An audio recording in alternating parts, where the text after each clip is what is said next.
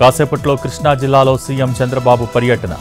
మచిలీపట్నంలో స్వచ్ఛత సేవా కార్యక్రమానికి హాజరు.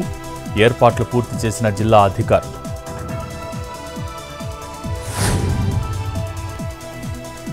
ఇద్దరు కూతుళ్లతో కలిసి తిరుమల శ్రీవారి దర్శనానికి AP deputy CM.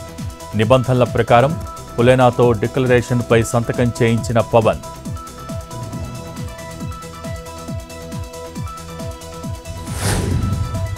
Guntur mirch cold స్టోరేజ్లో cheating వ్యవహారంపై దర్యాప్తు ముమ్మరం.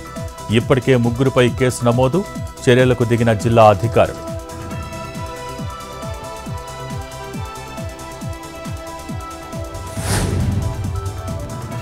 చలో గాంధీ భవన్ పిలుపునిచ్చిన జీవో 317 బాధితులు. ముందస్తు జాగ్రత్త చర్యగా పోలీసుల మోహరింపు.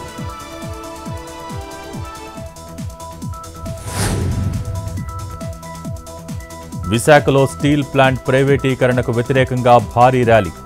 ఉత్తరాంధ్ర ప్రజా సంస్థ ఆధ్వర్యంలో పాదయాత్ర. అంబేద్కర్ విగ్రహం నుంచి గాంధీ విగ్రహం వరకు నిరసన.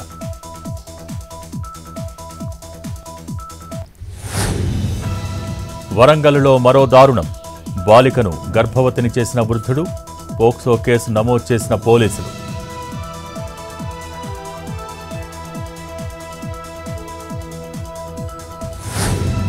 ఆసిఫాబాద్లో రెచ్చిపోయిన కేటుగాళ్లు. ఓ బంకులో పెట్రోల్ దొంగతనం చేసిన గుర్తు తెలియని వ్యక్తులు. సీసీ కెమెరాలో చోరీ దృశ్యాలు రికార్డ్.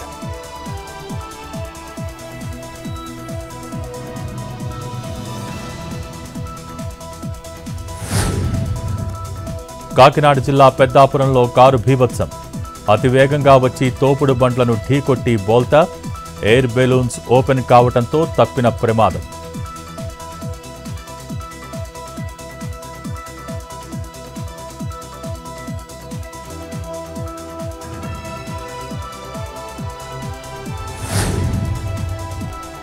అల్లూరు జిల్లా అరకులోయలో భారీ వర్షాలు.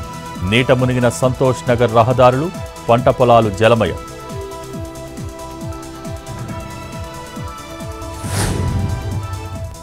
పల్నాడు జిల్లా పులిచింతల ప్రాజెక్టు వద్ద మొసలి సంచారం. అధికారులకు తెలియజేసిన ప్రయాణికులు తిరిగి మకరం నీటిలోకి వెళ్లడంతో ఊపిరి పీల్చుకున్న అధికారులు.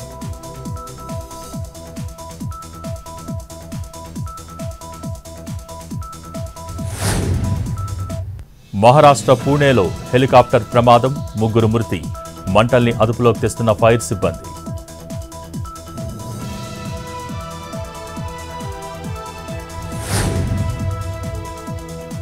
సైబర్ నేరాలకు అడ్డుకట్ట దిశగా కేంద్రం చర్యలు. సిమ్ కార్డులు, మొబైల్ ఫోన్లపై దృష్టి. 2.26 లక్షల మొబైల్ ఫోన్లను బ్లాక్ చేసే యోచన.